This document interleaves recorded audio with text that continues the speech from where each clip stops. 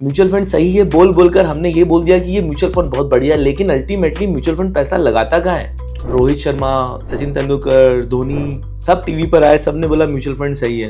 एक टाइम तक मुझे बहुत अच्छा लगता था कि एटलीस्ट जो यूथ स्टॉक में बिना सोचे समझे, जिनको बैलेंस शीट देखते नहीं आती, पी नहीं पता, फाइनेंशियल स्टेटमेंट देख, वो जाकर स्टॉक में लगा रहे हैं, एफ में लगा रहे हैं। मेरा ऐसा मानना है, और काफी स्कीम्स एक्चुअली बंद हो चुकी हैं, आप रिसर्च करिए, जिन्होंने पैसा लेना बंद कर दिया है। रीजन ये है कि SIP का पैसा इतना ज्यादा आ रहा है, लेकिन कंपनी की ग्रोथ है नहीं है जहाँ पे उन्हें लगाना है। लेकिन ये साइकिल कहीं तो आके रुकेगी, और ये रियल एस्टेट नहीं है कि आपका जमीन का एक रेट तो फिक्स हो गया, उतना रहेगा ही। किसी दिन जब भी क्रैश आएगा तो या तो भगवान आपको इतनी हिम्मत दे कि वो जीरो पे चले जाए, आप उसको झेल लेंगे।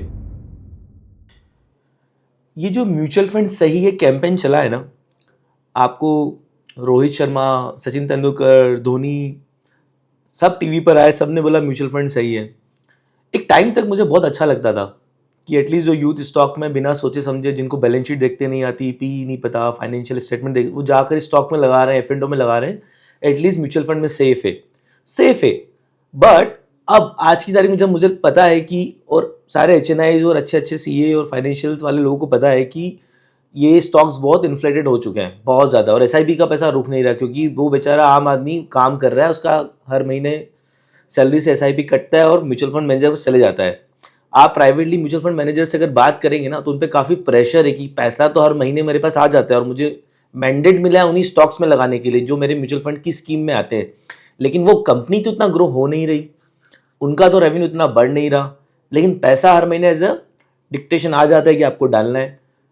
क्या सही में म्यूचुअल फंड सही है इस स्टेज पर? जवाब मैं दूंगा नहीं, लेकिन जिसका पैसा म्यूचुअल फंड सही है सोच सोच के जा रहा है, एक बार प्लीज वो बैलेंस शीट निकालिए, वो म्यूचुअल फंड तो निकालिए और देखिए उसमें म्यूचुअल फंड में कंपनीज हैं क्या। म्यूचुअल फंड सही है बोल बोलकर हमने ये बोल दिया कि ये म्यूचुअल फंड बहुत बढ़िया है, लेकिन अल्टीमेटली म्यूचुअल फंड पैसा लगाता कहाँ है? उन्हीं कंपनीज में, स्टॉक मार्केट्स की कंपनीज के अंदर। तो अगर हमारा GDP एक लेवल पर आकर रुका हुआ है, बढ़ रहा है धीरे धीरे, बहुत अच्छे से बढ़ रहा है, कंपनीज भी हो सकता है 10% 12% से हर साल बढ़ रही हैं, लेकिन आपकी चाहत तो 20% 30% 40% बनाने की है म्यूचुअल फंड के थ्रू, क्योंकि अभी तक बन रहा था, आगे बनेगा क्या? क्या म्यूचुअल फंड सही में सही है?